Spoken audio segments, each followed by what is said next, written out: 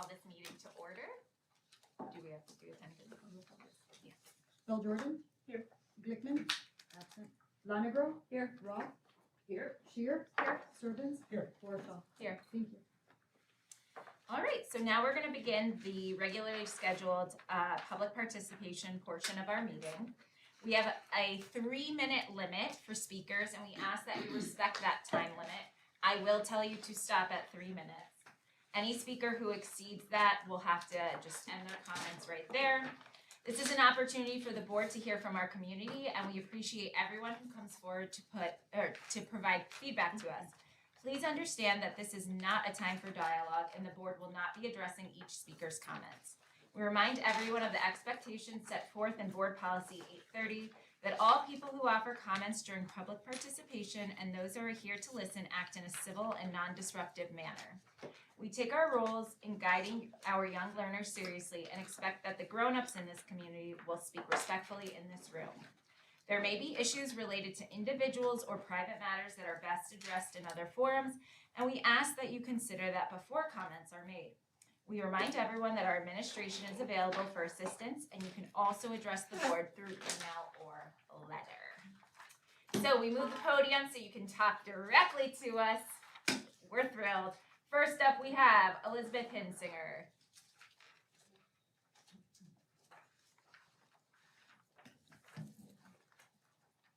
Let me get my timer. Hold on. Good evening. My name is Elizabeth Hinsinger, and I'm a parent of 2 children in District 68 and a high school teacher in Skokie. I was alarmed to learn a month ago that a Palestinian flag was removed from a classroom and that a task force was then created. Superintendent Grenz and board members, in your community letter sent on January 28th, you state, "We believe in a deep sense of belonging. We strive for our schools to be places where every student and family is supported, included." Rather than upholding that commitment to families, in removing the flag, you prioritize the comfort of a few individuals. Did anyone consider the impact this would have on Ms. Mustafa and students who identify with the flag, when initially it was the only flag removed? Did anyone consider the message this sends to students outside of that community, that some identities are allowed and some are not? I've been teaching for 17 years. Talking about identity and culture with students inevitably enters the curriculum. Teachers model first activities that students will then do themselves. When we do SEL circles, we share out as well. We talk about our families, our lived experiences. We model vulnerability, and that is why students connect with us. It's why they feel they can show up authentically, take risks, and why they feel they belong in our classrooms. Talking about identity, rather than finding ways to avoid it, that is how the scores increase on the district school report card for student sense of belonging, not simply because we say that students belong in our mission statement. I work in Isles North, where District 68 students will be in just a few years, at least once a month. Unfortunately, I have to stop and speak with a student who has used a racial slur, a microaggression, some kind of stereotype. We need to start talking about these issues at the elementary level. And yes, you can make conversations about identity and culture age appropriate. To the Highland staff who have worked with my children, to Ms. Mustafa, and the inspirational teachers who spoke at the last board meeting, I want to express my support and gratitude to all of you. I hope that you will not feel silenced or threatened by this board to talk about all aspects of identity in your classrooms, to help students challenge bias and find common ground. I am grateful to you because you offer my kids something I will never be able to offer in the same way. What it is like to walk through this world as someone from the Muslim, Jewish, Black, LGBT community, the Palestinian community. I can support with math and reading at home. I cannot show them the world through your lens. I hope you will continue to share who you are. And finally, to the superintendent and board, as you review strategic plan survey results, and as you consider phrases like inclusive environment, students feel valued, I challenge you to think about how our mission will go beyond words that appear on the website, and that language you adopt becomes something you return to regularly, especially when decisions are difficult. Thank you.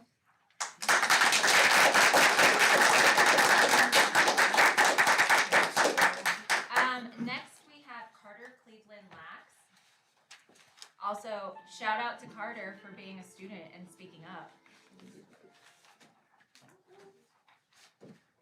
Hello and good evening, everyone. My name is Carter Cleveland Lax, and I'm an 8th grade student at Orchard.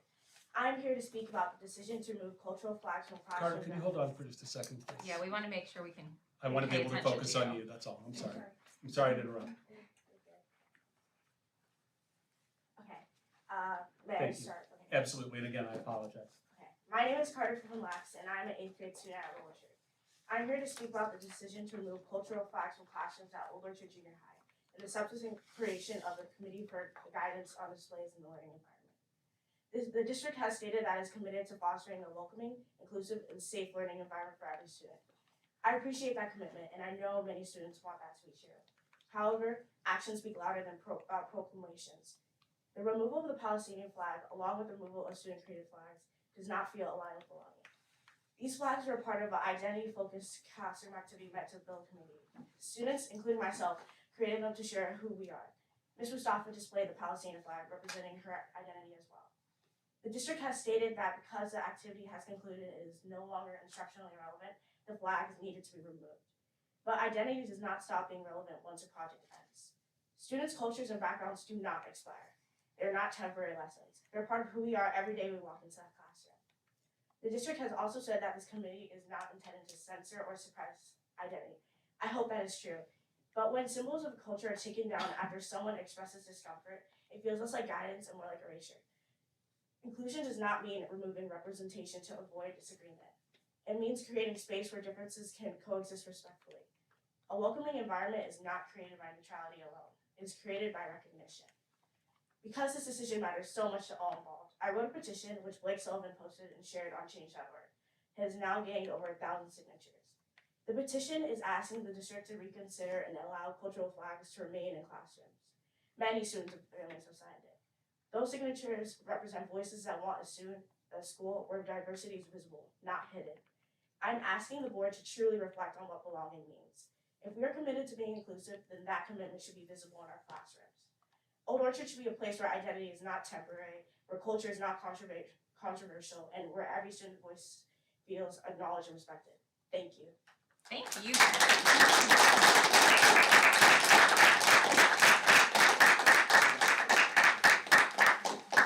All right, next up we have Blake Sullivan. Blake, do you want us to open this before you start talking?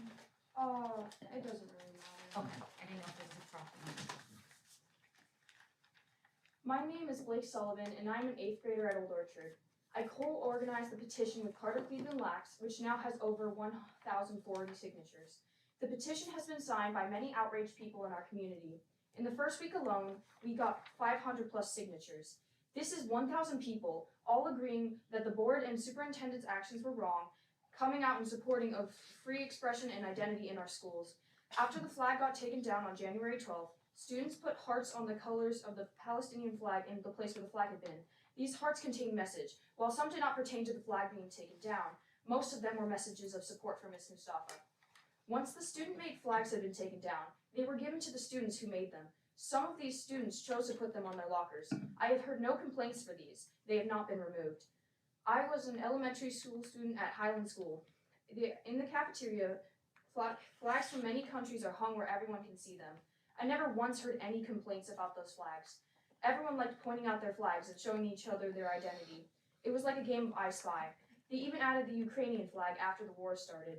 There are Russian people at the school. There are Russian-Ukrainian people in the school. They thought it was cool that both sides of their identity were being shown. How do we decide which national flags are okay in this day and age? This world is filled with conflict and disagreements. But the good part about this community is that anyone can be who they are.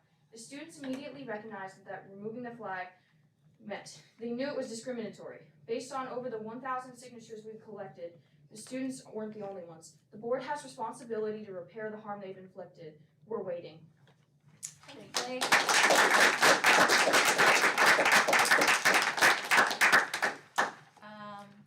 Matthias Sullivan, did I say your name right? Matthias. Matthias, okay, But sorry about believe that. me, you are not the first person to make that mistake, and you will definitely not be the last. That I believe, sir. So, here we are again. Same room, same podium, same table, and the same problem. But hopefully, it's not just the same people. A lot of attention has been drawn to this controversy, and for good reason. When I read the Patch News report, I saw a line that stood out to me. If you read this report, you might have seen this too. It was the line, The flags were removed because they made someone uncomfortable. I felt very frustrated when I saw this line. Do you make someone do 50 pages of homework for raising their hand in class? Do you cut off a kid's technology for a month for getting an A+ on the math test? No, you don't. You don't punish someone for doing nothing wrong, and you don't punish someone for being a great teacher. So why exactly are you asking an entire classroom to take down their flags, their heritage and blood, just because one person made them feel uncomfortable? Why hide something that A, you have no control over having, and B, something you should be proud of? I didn't see the American flag taken down at that classroom. Those flags are who we are. This isn't just about flags in 8th grade classrooms anymore. It's about a movement of over 1,000 people that think the same way about the flags. I saw on YouTube that comments were disabled for both this school board meeting and the previous one. Now, I only got a brief look at the comments before they were disabled, but most of them said the same thing I'm saying now. I'll finish off with a question that I very much appreciate if you at least just thought about. Will the voices of these people be enough? Because I hope so. I really hope so. Thank you. Thank you.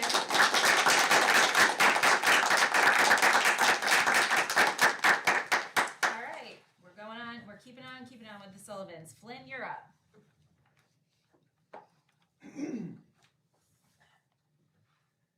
Good evening, my name is Flynn Sullivan and I'm here to address the previously stated issue of a flag being removed from a classroom. Now, I used to go to Old Orchard just across the parking lot there, and I had a really great time, let me just say. I enjoyed meeting people from all different kinds of backgrounds. That was certainly my favorite part of going there. And now that I'm older, I've started thinking about eventually having children. And of course, I want my children to have the same amazing educational experience that I had, especially in a place like this. But unfortunately, I don't know if I'll be able to consider sending them here. Because if I can't get a guarantee that they won't be asked to censor their identity or their heritage or anything else similar, then I can't recommend them go there. And by extension, I will be forced to recommend against other people sending their children to the school district by extension. So thank you very much. Thank you. All right, Noelle Sullivan.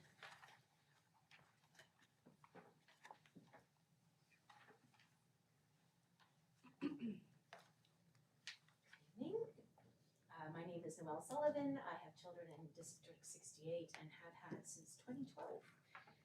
One of the things Skokie residents talk about valuing is the village's diversity. And diversity, as everyone in this room knows, is really complex and it has its challenges. There's always identities and values some community members hold that others find offensive or they're worried about because they don't really jive with their beliefs or their way of life. In my 14 years in this district, I've been struck by how well the district has continually worked to expand teachers' expertise in fostering meaningful conversations across differences, because as a result of that, the children in our schools have really become experts at collaborating across differences. This is their normal. Indeed, I'd argue Skokie's public school children are far better at it than most of the adults in the community are. Prior to last month, there were other incidents where teachers' open display of their identity was objected to by members of the public.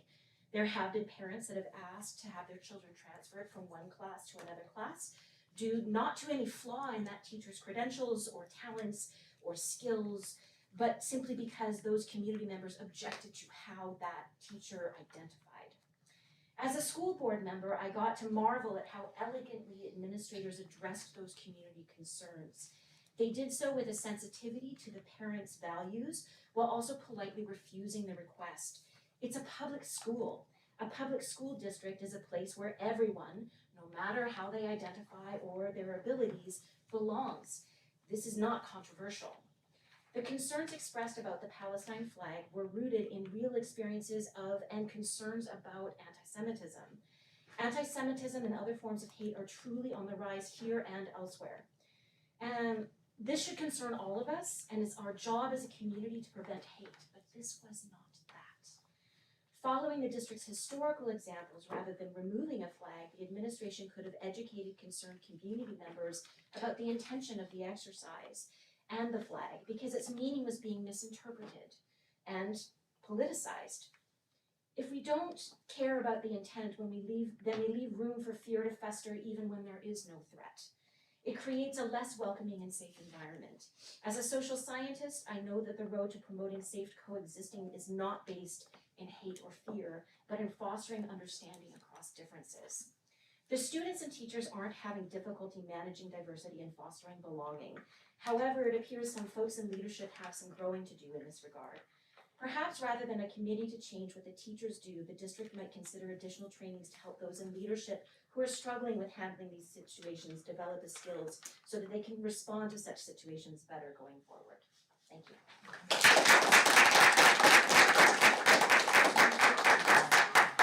Okay, all right.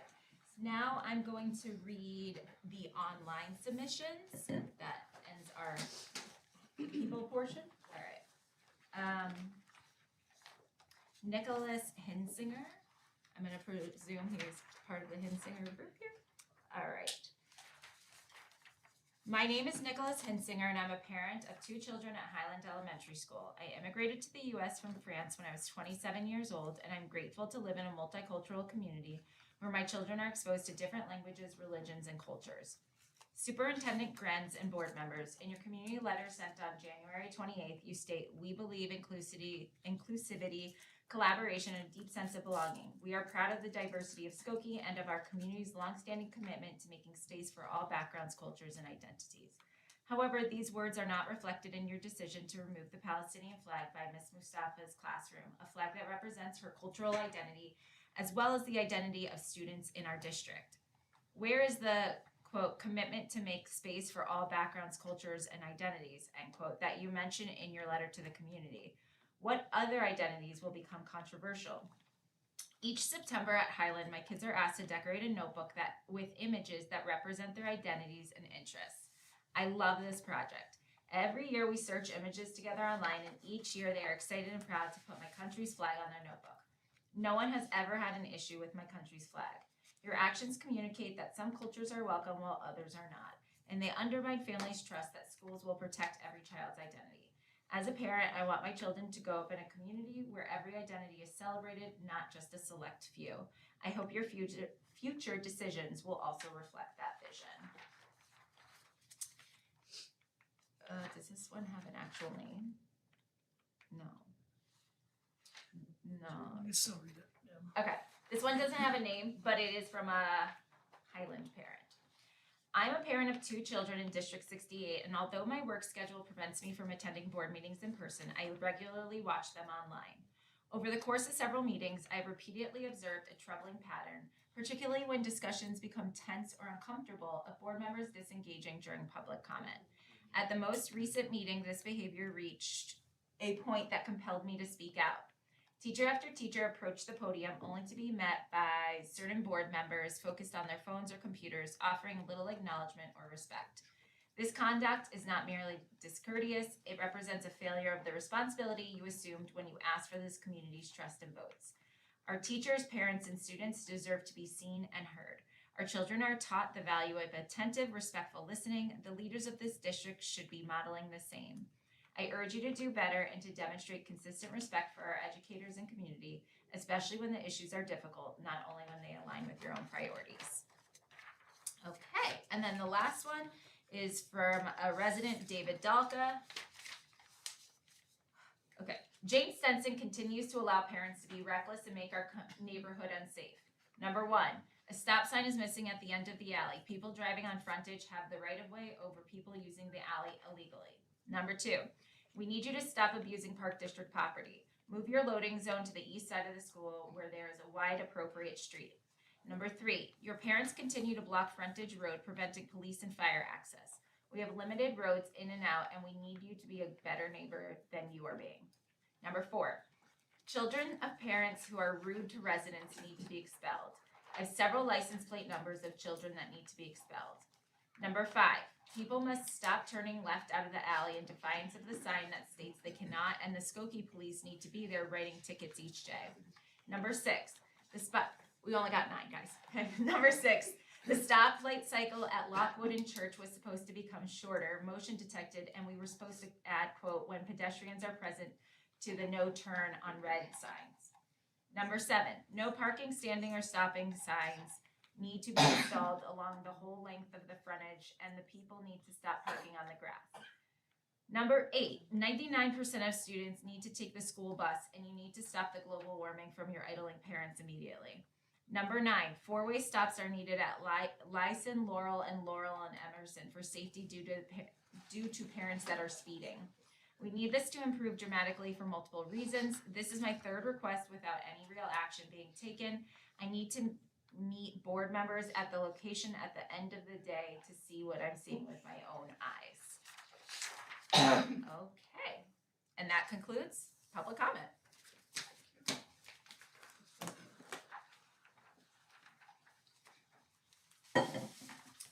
Superintendent's report. Yes, all right. Well, thank you, everyone. I Hold on appreciate one you second, being here. Katrina wants it. I'm sorry? Just a quick question. I thought that there was another public comment that was shared with us via our board brief. Is that not being read? That was in the That's batch. the one that was read? Yeah. Okay, so I was trying to click on it. There was nothing there. Okay, Nope, thank you. you're good. You're good. Thanks, Dr. Samajemi. Appreciate you. So, in August, we partnered with Studer Education. They are the organization we are working with for the strategic plan process. We shared in August that we would give an update in November, as well as tonight in February, and then our actual final plan will be presented and approved in May. There is a lot of really great work taking place. My goal tonight is just to bring you up to speed on some of that work. Much of the planning is focused on similar areas of attention. These are our current 5 goal areas in the district. We have cultural responsiveness, equity and inclusion, SEL and the whole child, teaching and learning, facilities and safety, and community engagement. We've had a ton of work that has been really, really great accomplished. Just a couple of snapshots. Several green initiatives across the district, geothermal, heating and air conditioning, as many of you may know. That exists at Devonshire, Highland, and the new ECC when it's open. Solar has been purchased and is waiting to be installed once the weather continues to warm up at the ECC, the new ECC. We've adopted strategic plan related communication resources. So Parent Square has been selected really out of its translation and how much more access it can provide for us to reach out to families. You'll hear more about opportunities for that. We updated the website, again, using the same provider with Parent Square. We have several initiatives in progress, so continuing to utilize data. It's happening all across the district. And then also, as you saw, the pursuit of the new ECC building, which I'll talk a little bit more about in a minute. But it's on track and looking really good. There are a few objectives that require additional attention and time. The graduate profile or portrait of a graduate is something that's existed on the strategic plan here for a few years. Our hope is that Studer, the organization we're working with, once we get through the strategic plan, the goal is for a lot of those values to show up and hopefully have us create a model portrait of a student and hopefully reflects those we heard from tonight. So more to come on that. The other piece is professional learning on equity, inclusion, and diversity to strengthen relationships with students and families. This has existed on the plan for several years. Work has definitely taken place in this area, but definitely a spot for us to focus in on even more. And you'll hear some of that in a minute as well. So why have a strategic plan? Just briefly, it defines the direction for the next several years. It might be 5, it may be 3, but it really is meant to prioritize the work. It's really important right now as we look across varying pieces of feedback we've received that we have some direction and where to go. So it's really not a plan on a shelf. It's actually going to have several measurable goals that come out of it. And the feedback from all of our community members that includes staff as well as families and community members outside of the school as well. So really important, and we're making this as an organic and authentic of a document as possible, which is really why this organization was selected to work with us. They're going to be with us for 2 years, which is different than most. Oftentimes when people build a plan, they make it and then they sort of leave and say, hopefully you like the plan. They're actually going to stick around with us for next year to make sure that it's implemented with fidelity. But up to this point, what we've done so far is we've had the surveys go out. We have a committee that's formed that some of you even sit on. We've analyzed the data, and there has been updates to the mission, the vision, and the values. We're going to give you a little sneak peek on just some of that work shortly. But I will say, in full transparency, we definitely have an opportunity for much more effective outreach. We had a good turnout with the survey, but we definitely know just from even the results themselves that outreach and communication with our families and our staff is going to be an area of focus. It came through loud and clear, both in the survey feedback, but also just in the responses we received in general. It's been a challenge here in the past, but it's definitely something we feel like we can focus in more and be more intentional around.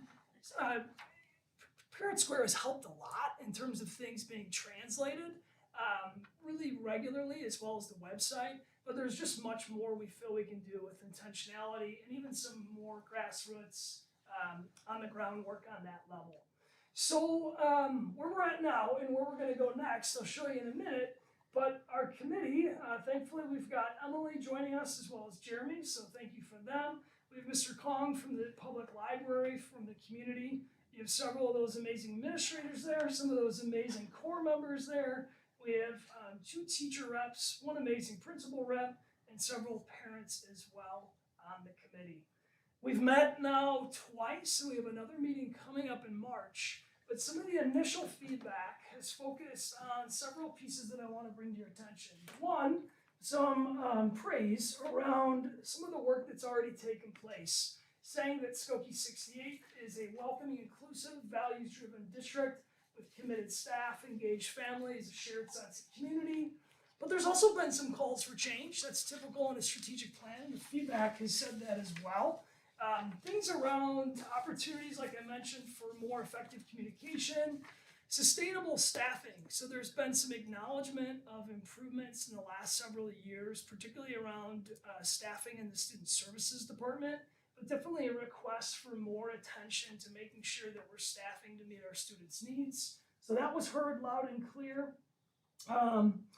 As well as a focus on what I would just sort of summarize as smaller, and this is a direct quote, smaller but more focused plans for instruction. So sort of going deeper and doing something with more expertise than doing a lot more. And that came out a lot in sort of the next steps as it relates to supports, prioritization of teaching and learning. You'll see there concentrate on fewer high impact priorities. And you'll see even more on equity in a minute as well. I thought this quote was really effective. It was just one of many to share. It was from a parent and guardian. And I'll read it to you. It says, following the SEL ruler methodology and curriculum has been a gift to the students in D68. As a parent, I was reading about the program independently, looking for ways to help model and teach emotional regulation in the home. When I discovered it was already adopted in our schools, I was thrilled.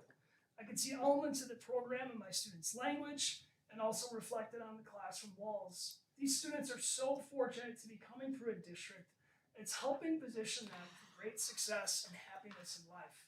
While the teachers may not ever see the impact directly, the foundation is getting set. I really like this quote. There were several other really wonderful pieces of praise throughout. But the reason I wanted to just bring it to your attention was some of the next steps in the direction here that I think it points out is really the alignment. So we have a goal that's existing in our strategic plan, SEL, and the whole child. That goal, in this case, is being supported with resources around ruler. We've gotten some other feedback about ruler, so don't get me wrong. We hear you there. But the fact that you've got a resource aligned to a goal and an actual outcome for a student focused on the whole child that even has benefits at home for a parent, to me was really a great example of more of those moments in the future where the goals lead to resources, which lead to outcomes for the students, and ideally shout outs for the staff as well. So again, there were many more of those, but I just thought that one was a really good example of what we want the strategic plan to do down the line, is have more of those moments for the students, for the staff, as well as for our families throughout the district. If you remember or you've followed along, in May of last year, in the spring, we had an organization come out and conduct an educational services equity audit. So what that means is they visited about 72 classrooms, they conducted 103 interviews, they looked at 150 documents. We had about 250 survey responses from parents, teachers, and administrators. And they came up with several ideas and recommendations for us as a district to sort of focus in on more. And in the survey itself, we actually asked parents and staff in the community to weigh in on whether or not they agree with these things or not. So I just chose the top 3 that I thought jumped out and were worth sharing out. So 78% of the survey respondents felt that a focus on really the design and development of curriculum, particularly to focus on higher level learning with clear learning progressions, strategies, and again, we hear and see that word materials show up. That came up as something that most agreed on and felt like that would be a good use of our attention and time. The second highly rated was 77% agreeing or strongly agreeing on training leaders on a clear vision for student-centered learning, rigorous culturally responsive instruction, aligning coaching and monitoring systems to that vision, and then implementing data-driven instruction with some alignment to what we call multi-tiered systems of support. So you've got sort of the curriculum level, and then you have a little bit more here on the professional learning level. Again, 2 areas where energy was really supportive of that moving forward. And then the third that I pulled was the 78% agreeing or strongly agreeing around the articulation and implementing of an equity-centered vision, bless you, for student-centered learning, achievement, and climate. And one of the key pieces I thought was important to just emphasize here, because I know there's a lot of educational speak there, is that the auditors talked about and heard from staff as well as parents the need to really monitor and manage our programming aligned to the strategic plan. So it's one thing to set a plan and set a direction, but we heard a call for monitoring and managing that and actually helping provide that direction. What I want to point out that's unique is that the provider that helped us with this audit was a different organization than the organization doing the planning. But what I think is really helpful for us at this point in our history or our future, as a district, is that Studer is exactly going to do that. Right now, we're at the point where we're going to be measuring and developing measurable goals for the district at the March Strategic Plan Committee meeting. That's a new path for us as a school district. So talking about equity and measuring equity are 2 very different things. And that is going to be a lot of the focus moving forward. So they've developed this framework that we've been working on, again, just 2 times as a committee, but we've already gotten to that 3rd row of the pillars. It's not perfectly polished, and I'm apprehensive about some of our word choice. I want to make sure it looks really, really good, but it's really solid and has come a long way. The next step is to build the goals to measure that work, so that our values show up not just like on the page or not just in words, but show up in the actions and show up in a lot of measurable steps and strategies. So very excited about that work ahead. Basically in March, we meet early March to do that work and finalize that. And then the other neat thing is that the plan itself that we come up with initially will be sent back to the community. And that's a unique process that many of the other providers didn't have. What I like about that is it allows for the community and the staff to say, is what you are bringing to me reflective of my voice? Do I have some mirroring of the feedback I gave in the plan showing up in the actual draft? So then we'll look at that feedback from the community, seeing whether or not there's agreement and whether or not people feel like their voices were heard and that their priorities show up. And then we'll revise it, get some consensus ideally as a committee, and then bring that final draft, like I mentioned earlier, to the board for approval in May. I know I'm talking a lot, but I think it's really important to just also mention, based on some of the earlier mentionings around PD focused on diversity, equity, inclusion, as well as some of the feedback we've heard recently, as well as some of the comments and communication that we've provided out even in January. that there are 5 what I would call emerging values, again, subject to change, but I wanted to bring them forth to help you see where the district is headed with some of the visioning.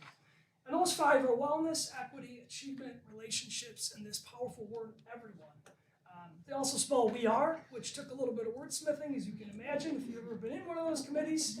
But there's also a definition that comes with those words to help unpack what it means. And that is something that I think is going to be essentially critical for us. So equity will have words behind that, but not just the words, you're going to see goals aligned to that target. The same with achievement, the same with relationships, and the same with that powerful word of everyone. Even wellness is starting to emerge as a possible pillar based on that framework, with some areas of care and some of the possible considerations there. Everything from physical wellness also to mental wellness and social emotional support as well. So definitely progress being had. We're not quite there, and we need a lot more work with it. But I think a lot of those values are echoing and showing up in some of the work that we're also doing currently. So we know we're technically in between these plans, and it doesn't mean that work is stagnant. We are researching district-wide opportunities for additional cultural celebrations to both honor the rich diversity in our district and also to celebrate it. We have a number of heavily and well-attended cultural events that take place across the district. We think we can do a little bit more comprehensively, both symbolically, some opportunities within our schools and within even this district building, but then also with professional learning. And we've started to look at what that could look like in the remaining months as well as in the future year ahead.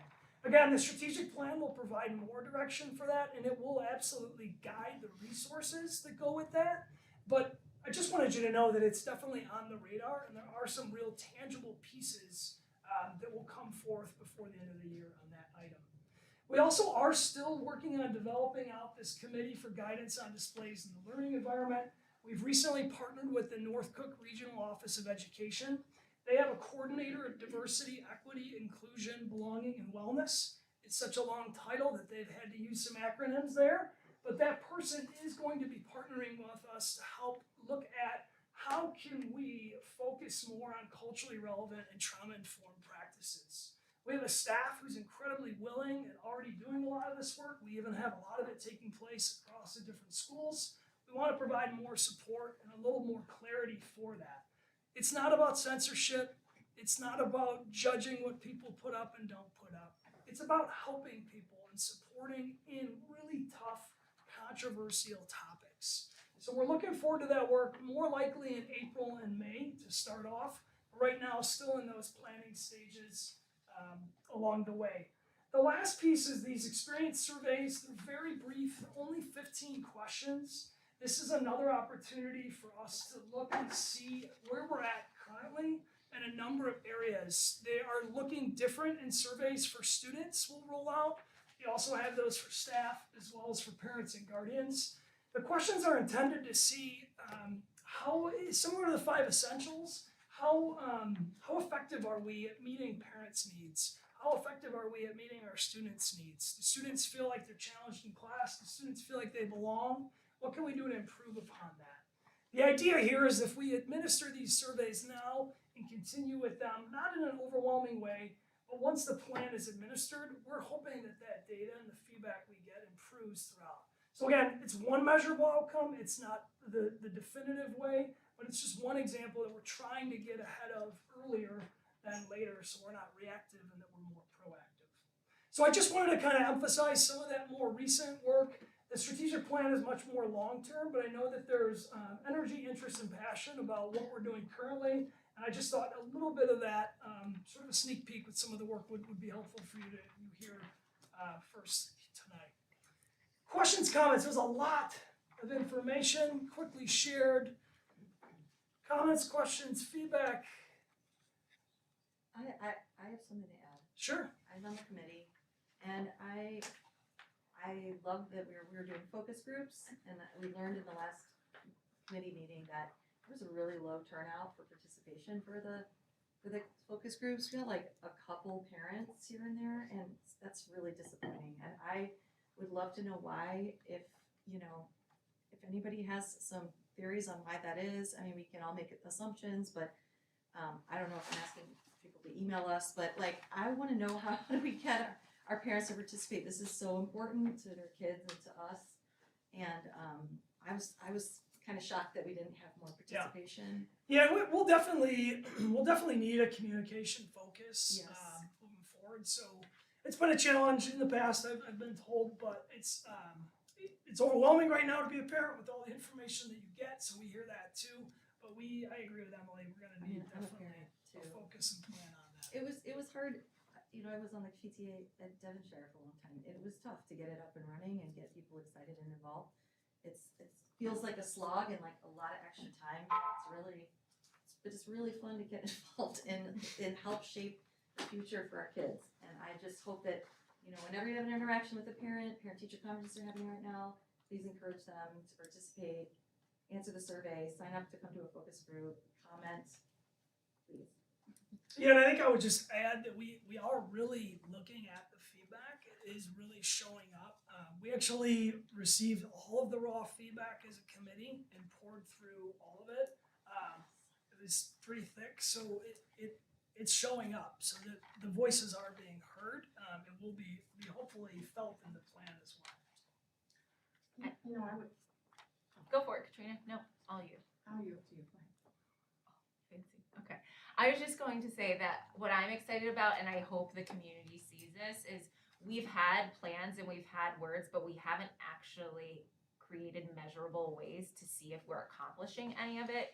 And the plan that we're putting forward will actually allow us to say, oh, we are achieving this or we're not achieving this. And we haven't had a solid way to do that previously. And so like, I'm very excited for you all to actually be able to say, oh, they're achieving this because they did this, and have real things that you can all hold on to help you understand what's going on in the district.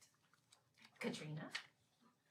I guess I was just going to say that any kind of strategic planning, no matter what the organization is, in particular if it's community facing, it's always a challenge. Folks are very, very, very invested in their children's education, and I think what we've struggled as a district with for many, many, many years is providing multiple opportunities to get that input. So not a one and done and that sort of thing. And so I really appreciate seeing the other means if necessary. It's, I would say, always necessary to provide those other means. Sure. And so as we think about ways to, diversify the mechanisms for families to provide their input, that can be something that can be layered in to these next stages.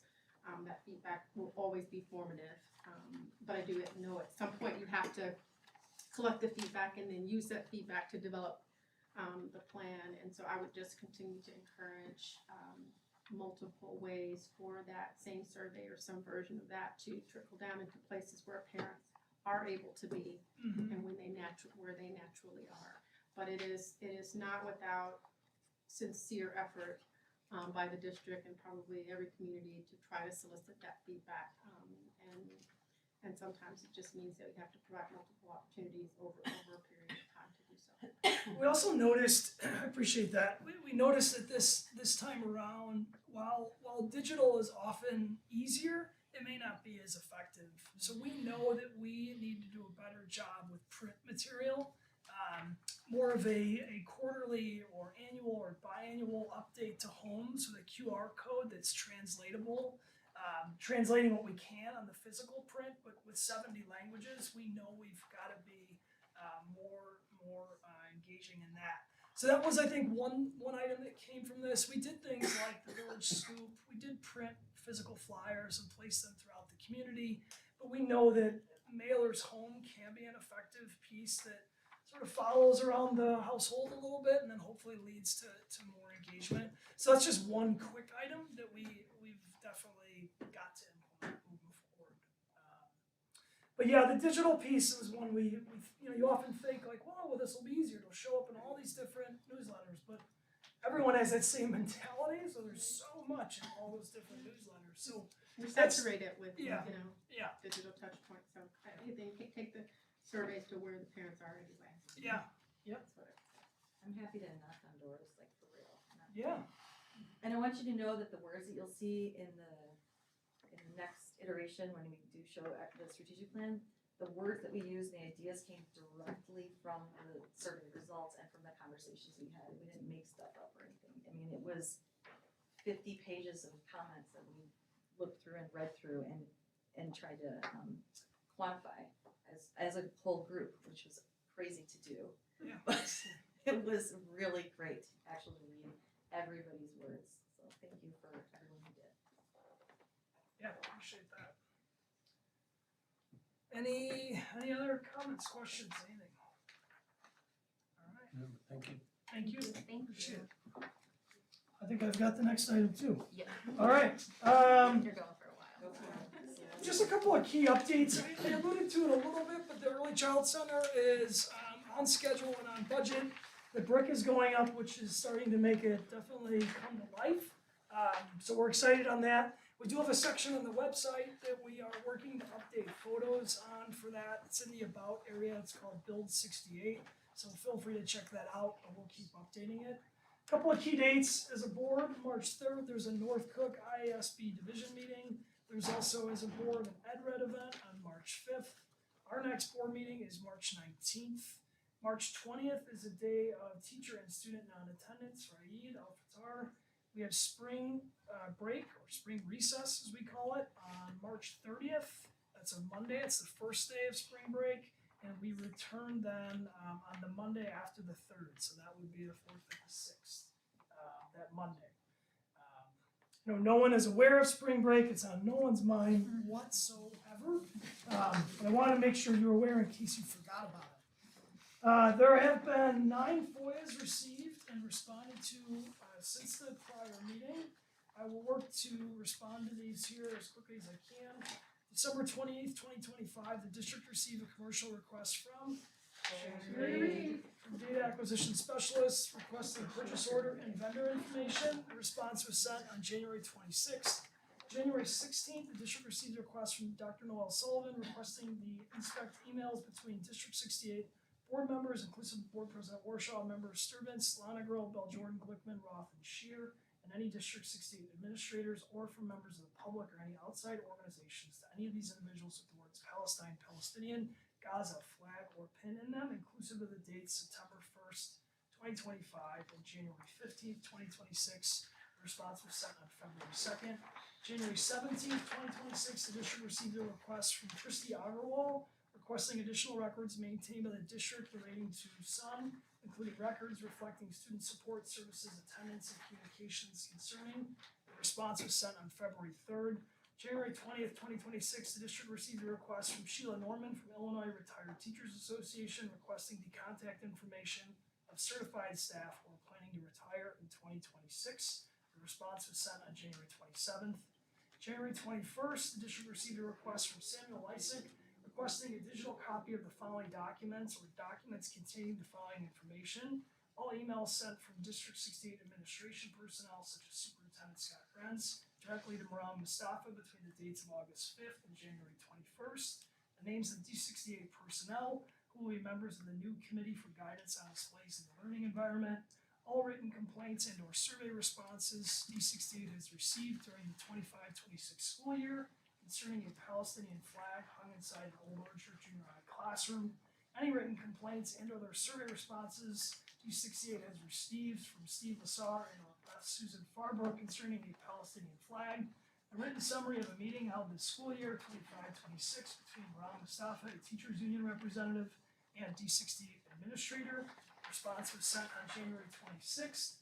February 2nd, the district received a request from Dr. Noel Sullivan requesting to inspect emails between all District 68 school board members, inclusive Board President Warshaw, other board members listed, and any District 68 administrators, or from members of the public or any outside organization, any of these individuals with the words Palestine, Palestinian, Gaza, or flag in them. I wish to amend the dates as well to narrow a parameter inclusive of the dates November 1st and January 30th, 2026. The response is pending. February 4th, 2026, the district received a request from Moshe Smith from Sunlight Access requesting pursuant to the Illinois Freedom of Information Act, I respectfully request copies of the most recent contracts, agreements, amendments, and renewals by Skokie District 68 from January 1 through January 29th, January 1, 2021 through January 29, 2026, in connection with the following vendors: Mastery Prep, Albert I.O., IXL, Edgenuity, Khan Academy, Jumpstart, Texas College Bridge, Kaplan, Princeton Review. Response sent February 9th. February 9th, district received a request from Chris Miller from Public Access LLC requesting pursuant to the Illinois FOIA, I am requesting copies of any existing records that describe purchasing or contracting approval authority within your school district. Specifically, please provide records, policies, schedules, or tables. Approval thresholds differ. If approval thresholds differ by category, please include records reflecting those distinctions. Response is pending. February 9th, the district received a request from Brian Gavlin, Illinois Education Association, requesting pursuant to the Freedom of Information Act and the Illinois Education and Labor Relations Act, request the writing the following information electronically, preferably as an Excel file. Similar requests are being sent to districts throughout the state. This request, therefore, is not in regard to employees. The request is for names of all non-certified support staff employed by the district, their job titles, their date of hire, their current rate of pay, their work and building location, the number of hours they are scheduled, for a year, collective bargaining unit status, identity and services provided by any subcontracted employees and companies currently engaged in district support staff. The response was sent on February 11th, 2026. Do you want to take a sip of water? Thank you. All right. Next item of business are the board updates. Our updates will be organized into two categories: liaisons and committees. We may not always have an update based on the timing of meetings and events, but we'll continue to revisit these items at our board meetings. So first up would be Emily with EdRed. I was on vacation, so Shara, She didn't take me. I'm But sorry. I'm really glad that I went to the meeting. Yes, so I tell was us So about it. cool, right? Yes, it is. It's cool. Well, they work really hard and they are focused throughout the whole meeting. And I made friends with fireflies, which helped a lot. And they say It's they great, don't- isn't it? What? Isn't Firefly's great? I think so. Yeah. You don't like them? Oh, I love it. Oh, I do too. I think it's awesome. It's taking notes. Yeah. So they've been working very hard, staying in touch with what's happening at the state level. I'll go through some of those with just some of them because there was a lot to talk the whole time. They're working with cell phones and trying to get schools to limit students' use of it. They shouldn't be carrying it around all day in their pockets, and they're trying to work this out. And apparently it's a very challenging task to take on. They also talked about amending pension. They call it Tier 2. So you don't get it in all one big chunk. They want it to be distributed in 2 levels. We'll see how good they are with that. This one I couldn't believe that they were talking about, but they were. K2 discipline. And they were very excited that your kindergartner cannot be suspended from school for longer than 3 days. Really? But that's good. No one's doing that. No one is sending home kindergartners for 3 days because they broke a crayon. They do. And let me see what else I have here. Oh, they really wanted to encourage all school districts to pass a resolution on taking accountability for the situation of naming a financial impact in your district. And they showed off those show-off districts that did theirs already. And I think I'm gonna stop there because they really did talk non-stop. Awesome. Thank you, Shira. Jeremy is not here. I would presume, Shira, there was nothing for IASB, or was there? No. Okay. Next is NTDSE with Ms. Shear. I'm gonna go in on the facts and then I have some other stuff. Two of the biggest things that we really spoke about is Taryn is working on a para bill to help with licensing for paraprofessionals. instead of having to take an exam and take time out of their day to be studying for that. One of the things she's trying to put through is by having time spent. So 3 years with 3 years of working with positive reviews, and then 60 hours of some form of continued education instead of needing to take an exam. The next thing, Kenya, which I will give you some more information on, is IL 3606, which is kind of a step to the side, which is called S-Fund, which is a reimbursement of tuition for public school students that send students to a special education program outside of their district, which is adapting what we have currently, which is the B Fund for private schools. Currently, just for what we have in B Fund, we have 3 students that are district students that currently go to private schools. We get reimbursed as a district for approximately $28,000 per student. What we're looking at for IL 3606 is a reimbursement for the current 45 students from the school year of 24 to 25. It's about $6,500 and a little bit more per student. And that will be for last year, and then going forward, I believe it will be in increments, I think quarterly. So Kenya, I will speak with you about that for questions to talk to with NTDSE and just see what the next steps are for us to make sure that we do get that large reimbursement. Also, this month we received 6 staff recognitions from NTDSE for the program called Friend of NTDSE. This evening I'll be reading the nominations provided by various colleagues for each of these 6 colleagues. All right. First one is for Miss Sarah Johnson.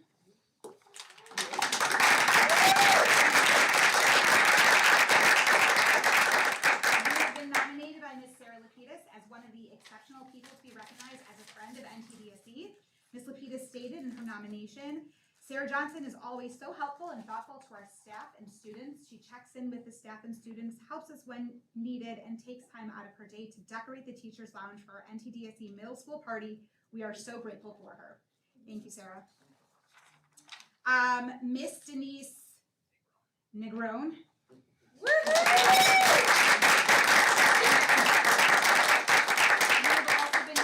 By Ms. Sarah Lapidus as one of the exceptional people to be recognized as a friend of NTDSE. She wrote, Denise always goes out of her way to make us feel welcome. She greets our students and staff while helping us with anything that we need. She took the time out of her day to decorate the Teacher's Lounge for the NTDSE holiday party, making it special for our group. Thank you, Denise. Nope, sorry. No, that was no Miss Jessica Lustig. Woo!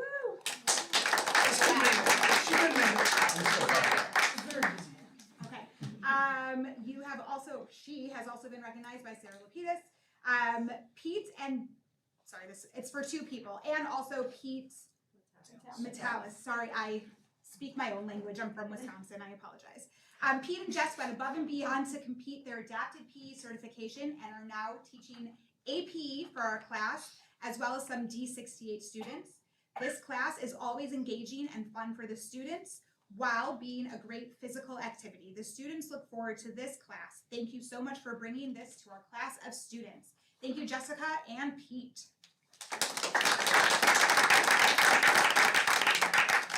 Holly McLean. McClellan, sorry. She had to leave. Oh, man. She was nominated by Mr. Michael Hartler as one of the exceptional people to be recognized as a friend of NTDSE. Miss McCallum. Sorry, always goes above and beyond to support and include our students. More importantly, she provides a safe and fun learning environment where all students can succeed. And Mr. Dave Rivia. He was nominated by Miss Teresa Gulo, as one of the exceptional people to be recognized as a friend of NTDSE. Dave has been a magnificent partner working with one of my students here at OOJH. He has communicated with me regularly about her progress and behavior in his class, provided me with materials in advance, and worked with the students to ensure an inclusive experience for her. His passion for not only teaching, but for helping students is clear in everything that he does. Dave's support has not only benefited my students, but has also helped me as I transition into this new position. I truly wish he taught all grade levels so that each of my students could experience his light. Thank you, Dave! Exclamation point.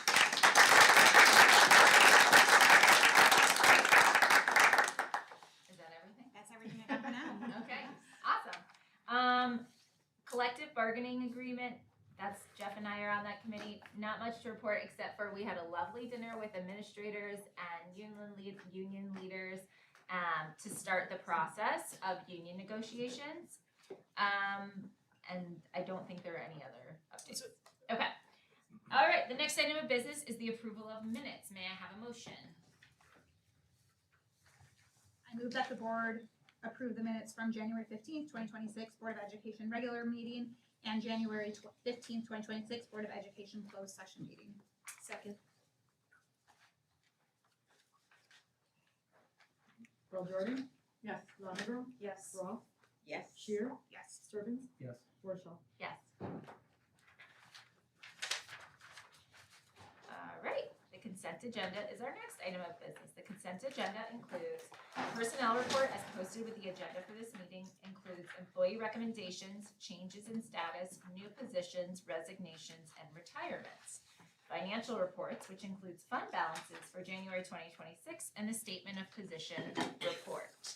Pay orders and expenditures, which include accounts payable, statement of cash flow, and the P-card monthly report. Payroll report and policy second readings. Does any board member wish to remove an item from the consent agenda? All right, if not, may I have a motion and a roll call vote to approve the consent agenda as presented? I move that the board approve the consent agenda as presented by the board president. Second. Lonegro, Yes. Roth, Yes. Shear, Yes. Sturbins, Yes. Worshall, Yes. Earl Jordan. Yes. All right, you're gonna say it or do you want me to say it? I can say it. Okay. So this is the best part of the board meeting, ladies and gentlemen. Following a comprehensive community-informed search process involving input from parents, staff, and administrators, we are super excited to share that at tonight's board meeting, the board just approved Ms. Ferial Otto as the next principal of Highland Elementary School.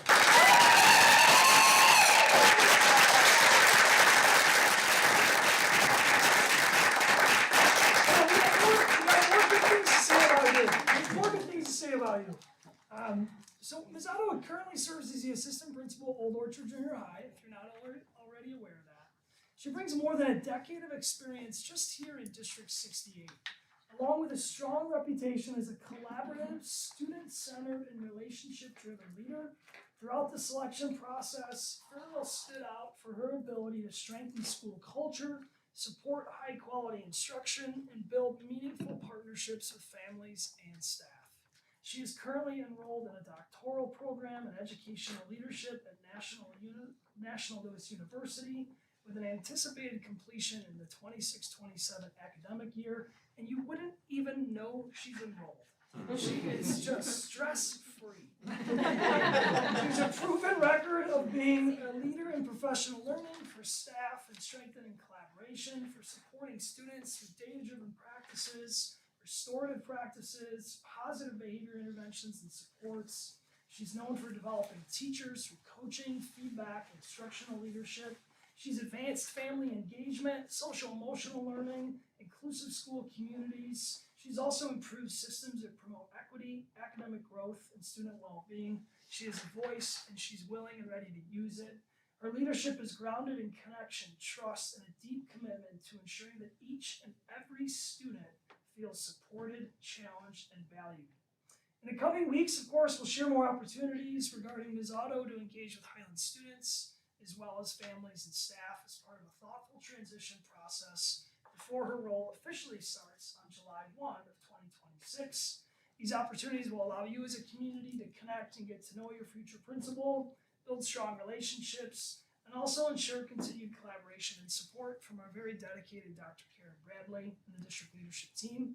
We are so confident that Ms. Otto will be an outstanding leader for Highland and look forward to the positive impact she will continue to have on our students, staff, and our families. So please join us all in welcoming the future principal of Highland Elementary School, Ms. Farrell Otto.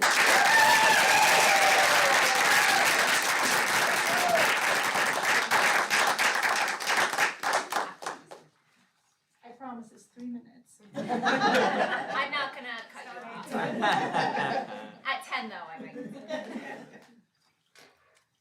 I would like to express my deepest gratitude for the trust you have had in my leadership by approving me as the future principal of Highland Elementary School. This is an exceptional honor, and I am sincerely humbled by your support. Over the past decade, I have had the privilege of serving Skokie 68 in multiple capacities. I started as a multilingual educator at Old Orchard Junior High and a department chair, then a reading specialist at Gene Stenson Elementary School, currently assistant principal at Old Orchard Junior High, and now principal-elect. Each role has strengthened my passion and my commitment to our district's mission and has affirmed the transformative impact of our shared vision for student success. Tonight is a special night. Tonight represents a historic cultural moment for Skokie community.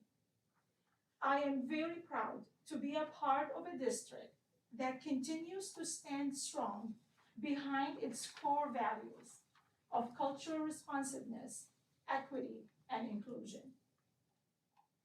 As someone who both embodies and deeply believes in these values, I am profoundly grateful for the opportunity to lead a school where every child is seen, valued, and supported.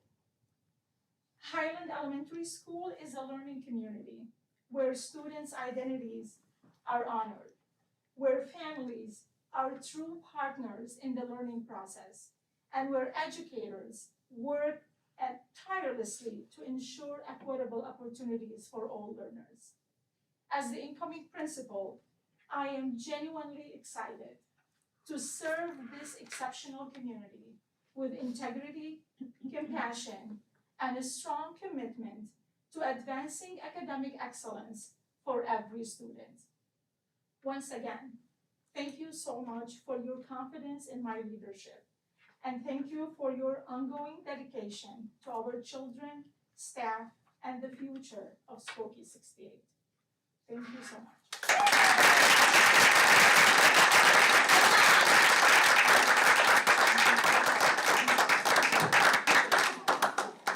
I'm gonna flank you with this.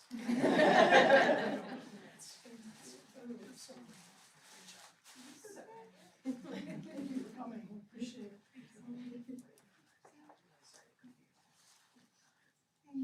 Thank you so much. Thank you so much. Thank you for everyone. Congratulations. Thank you. Okay, and now back to not fun stuff. I'm just kidding. IME policy reading is really fun. The next item of business is informational reports and discussion items. Superintendent Brenz will provide us an introduction and next steps. Thank you. So we had it was a really good idea from several colleagues. I can't take credit for it. Last year they kicked off a process called kindergarten kickoff. So I'm gonna hand it over to Dr. Samajani to take it from here.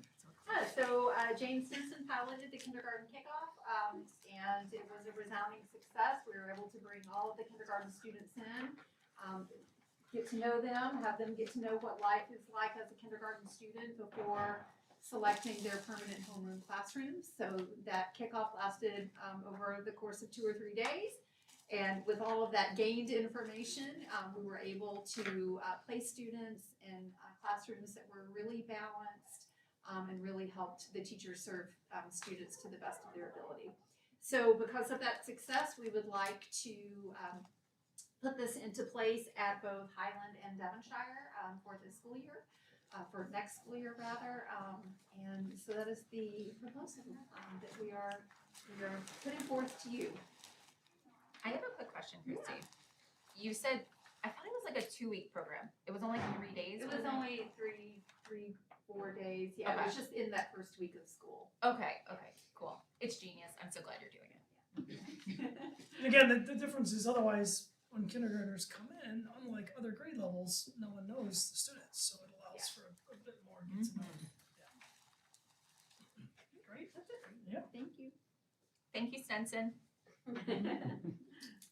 Staffing plan, can I jump right in? Yes, please do. So last year we conducted and started what we call a comprehensive staffing review process.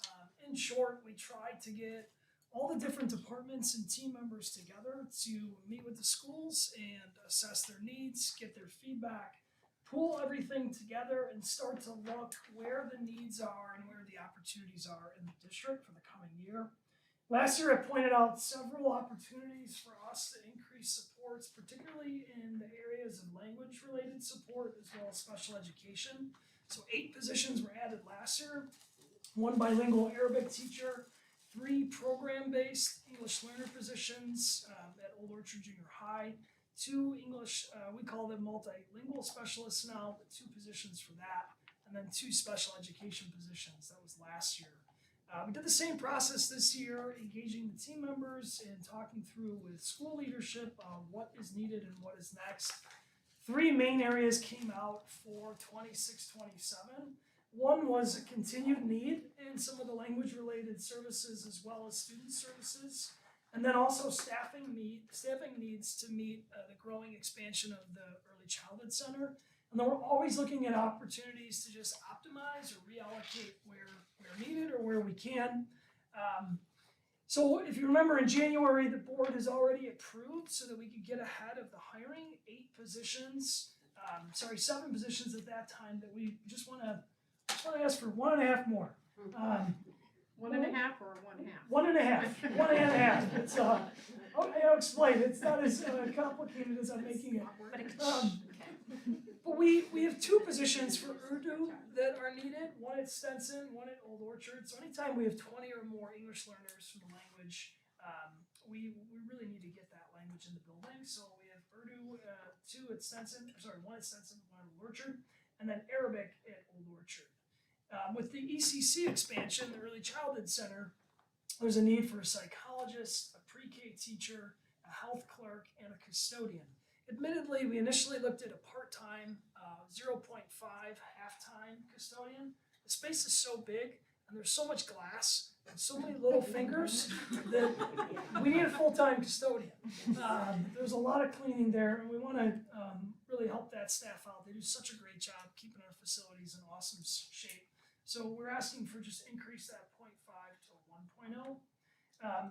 We're starting to look at opportunities to potentially convert resources that we previously invested in with NTDSE and instead reallocate those funds to full-time staff in the district. So there's 3 positions in that area.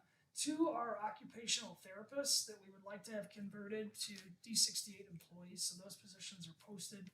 And then the last but new position is a speech language pathologist. So last year we purchased services from NTDSE for a 0.5, a part-time speech language path.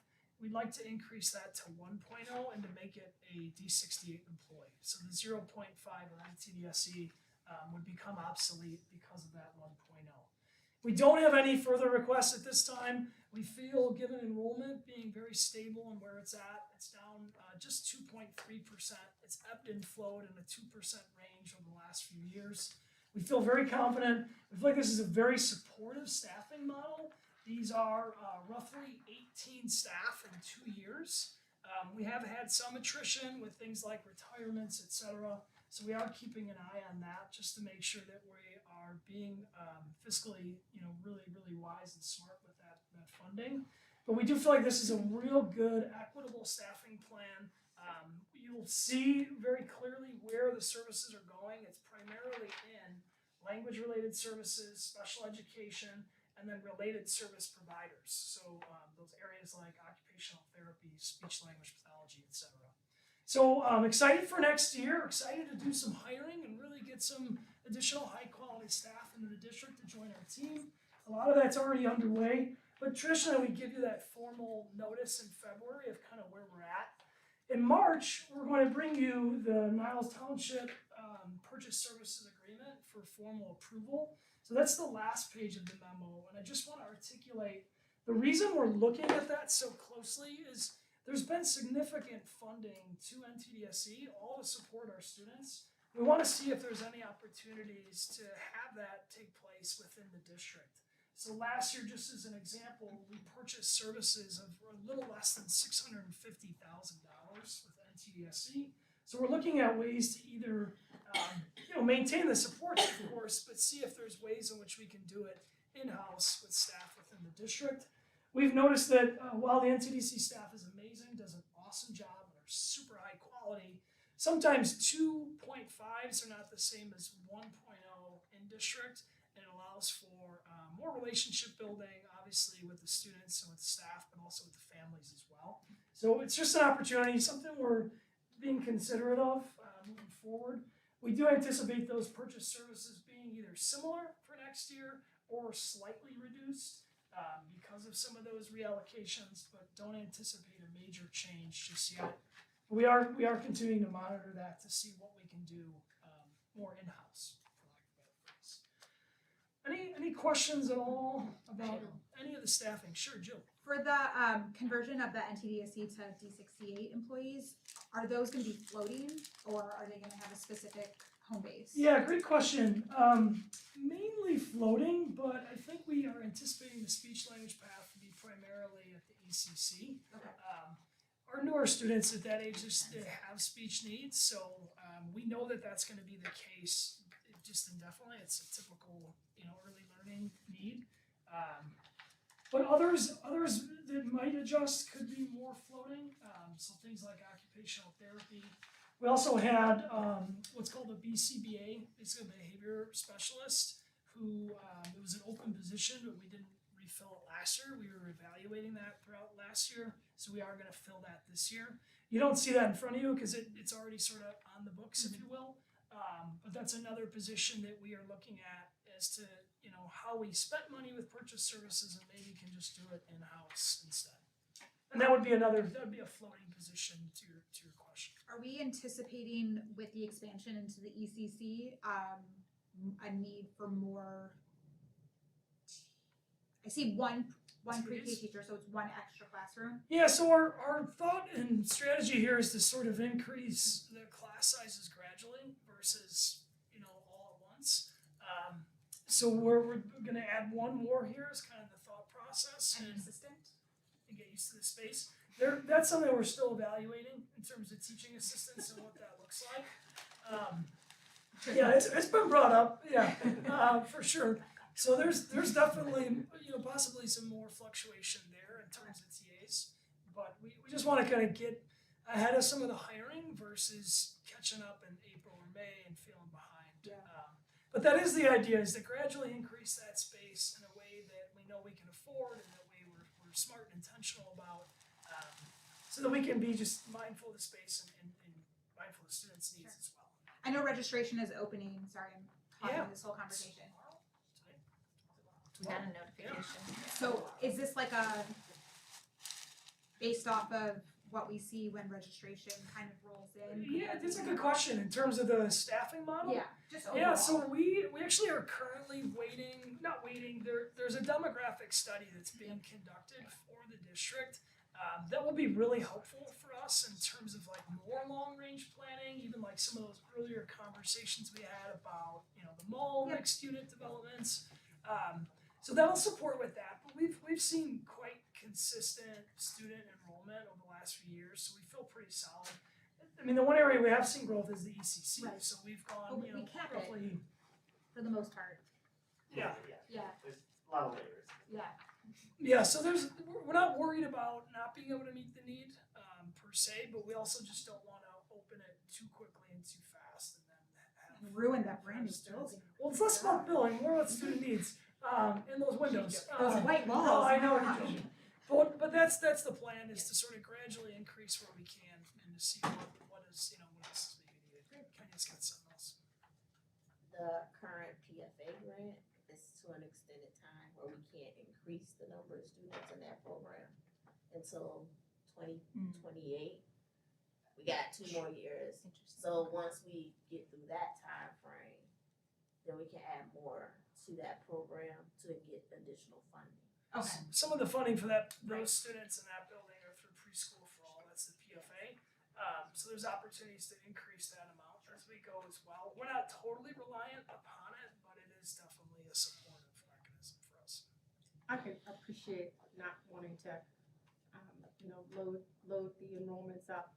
It's like just because you have the space doesn't necessarily, mean it's right to build up with enrollment. So I can appreciate you being measured and kind of pacing that out in terms of the enrollment plan, which guides the staffing plan. So I can appreciate that. So thank you to the team for helping organize all this and get all of this, really condensed. Staffing is always a busy time for everybody, particularly the hiring administrators who are doing a really great job. So we're excited to, welcome a few new team members, but also to celebrate the new space once it opens. That is all I have on staffing. Now you're on to first readings. Now I'm on the first readings. All right. Just as a reminder, we have several policy updates. This is a very busy influx as it relates to policies.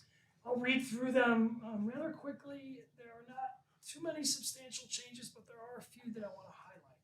640, curriculum development. There was a court case, Mahmoud versus Taylor, that clarified that instruction may not substantially burden parents' religious free exercise rights. We already have opt-out opportunities for religious exemptions. This is just showing up more in these policies now that there was a court case on that. 660, curriculum development. There was a public act called 104391, and that had a couple of ripple changes that reorganized several of the items that used to show up in policy that now show up in school code. There's also been some renumbering and reorganization of some of the Illinois curriculum mandates and statutes that exist. The one I did want to just highlight that I know we had some questions around is abduction awareness, and it's moved from the policy into the school code. So it's still required. It still means we have to do it. It just shows up more on the school code front than it did before in the policy. It's still in the policy and it's still an itemized number, but there's just been a bit of a shift as to the frequency of it, as well as where the requirement shows up, school code or policy. 6130, the program for the gifted. There's been a removal and a comment related to state funding that would take effect within the new year. Accelerated placement is unchanged. Education of homeless children, unchanged.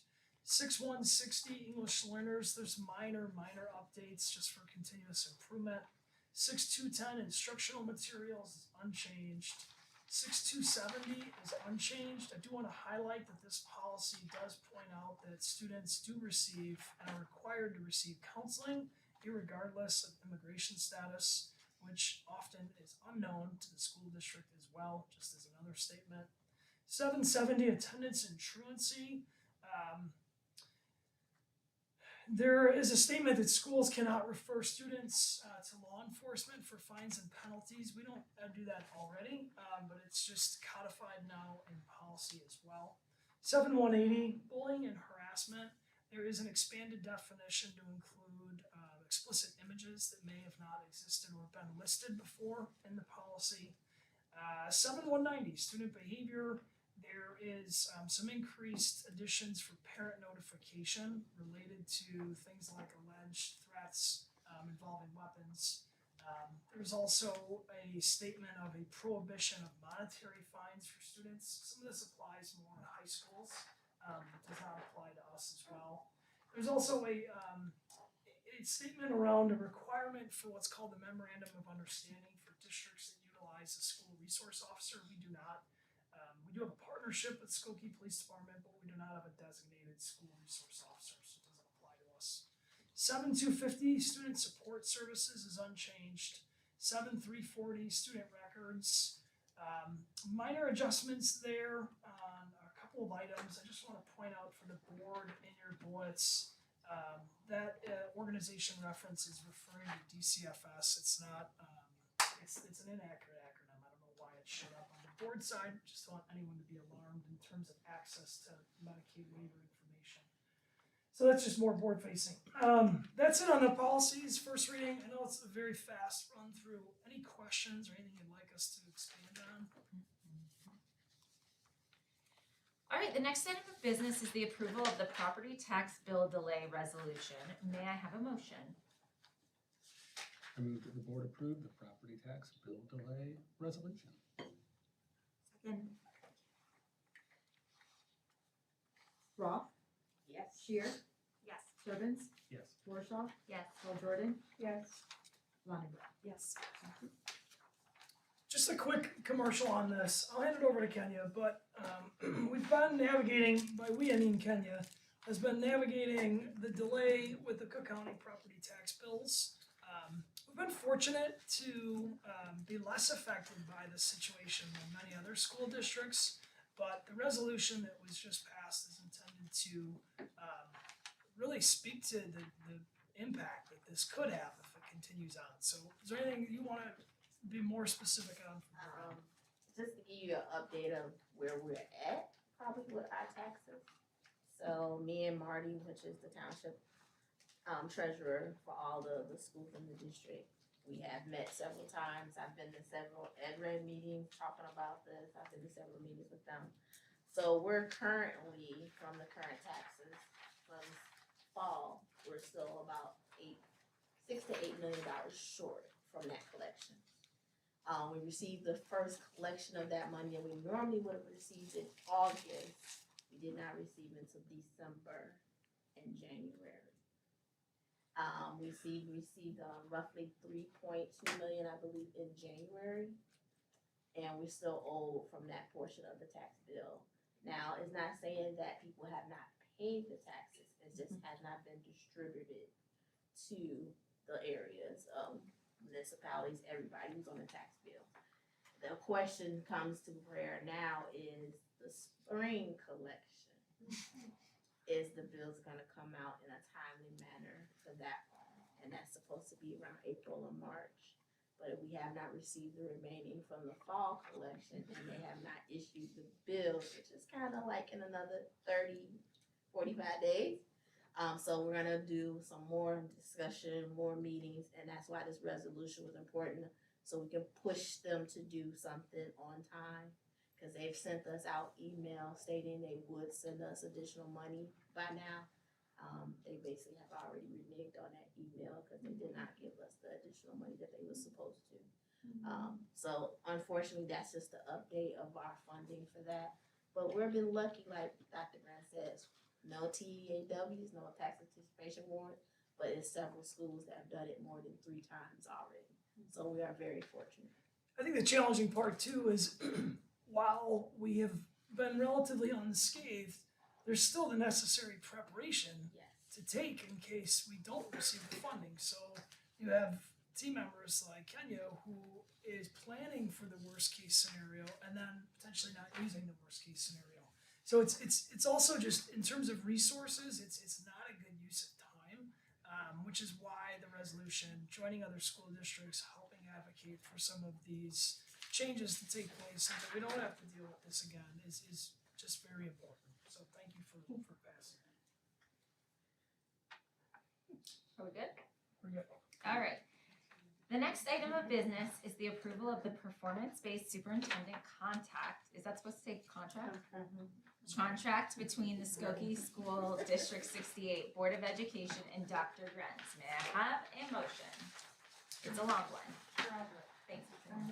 I move that the board approve the performance-based superintendent's contract spanning a 5-year term from July 1, 2026 to June 30th, 2031. The contract entails a base salary of $245,203 and benefits aligned with the district's administrative benefit plan. The board finds that Dr. Grenz has met the goals of his current contract and hereby terminates his current contract and enters into this new agreement. This agreement is between the Skokie School District 68 Board of Education and Dr. Grenz, as outlined in the form presented by the board president and already signed by Dr. Grenz. I seek authorization for the board president and secretary to formally sign the contract. Second. Shear, Yes. Sturbins, Yes. Warshaw, Yes. Paul Jordan, Yes. Lonnie. Yes. Roth. Yes. Thank you. I just want to say how appreciative I am to be in this school district. You know, I use the word service when I first met the staff. I think I even talked about it when I was first in this boardroom. And I have not forgotten that. That's been my big motivator. That's why I love being in education. I think it's the ultimate service opportunity. And I don't want you to think that I've gotten comfortable or forgetful about the importance of service. And I am approaching every day like an interview. And I think that's incredibly important. And hopefully my energy and the passion for the strategic plan and the outcomes and the measurable impact that will bring will be things that the community will really see themselves in, but also have a real source of pride within the community. So in essence, I'm here to continuously improve both myself as well as the district, specifically for our students and our staff and our families. So I couldn't be more thankful and more appreciative and just proud to be a part of this school district. So thank you for the support. And I want to just say that as a board, we pretty much unanimously agreed on all of it because we all agree. And if you know Scott or you don't know Scott, he is the most thorough person I've ever met in my life. And so, yes. And so I'm really excited what he can do over the next 5 years. First and second year is just trying to get your feet wet, you know. But over the next 5 years with our strategic plan, really being intentional with our time, intentional with resources in a way that I think is going to move our district in a whole new way. And that's all because of this guy. Thank you. Appreciate that. Okay, the next item of business is entering into a closed session of the board. May I have a motion? I got it. You got it? I think I got it. Okay, Oh, man, there's too many big words. just do it. Move us along. I move that the board enter into closed session for the following items: the appointment, employment, compensation, discipline, performance, or dismissal of specific employees, specific individuals who serve as independent contractors in a park, recreational, or educational setting, or specific volunteers of the public body or legal counsel for the public body, including hearing testimony on a complaint lodged against an employee, a specific individual who serves as an independent contractor in a park, recreational, or educational setting, or a volunteer of the public body, or against legal counsel for the public body to determine its validity. However, a meeting to consider an increase in compensation to a specific employee of a public body that is subject to the local government wage increase transparency act may not be closed and shall be open to the public and posted and held in accordance with Act 5 ILCS 120/2 C1. Someone second. Second, please. I'll second. Sturbins? Yes. Warshaw? Yes.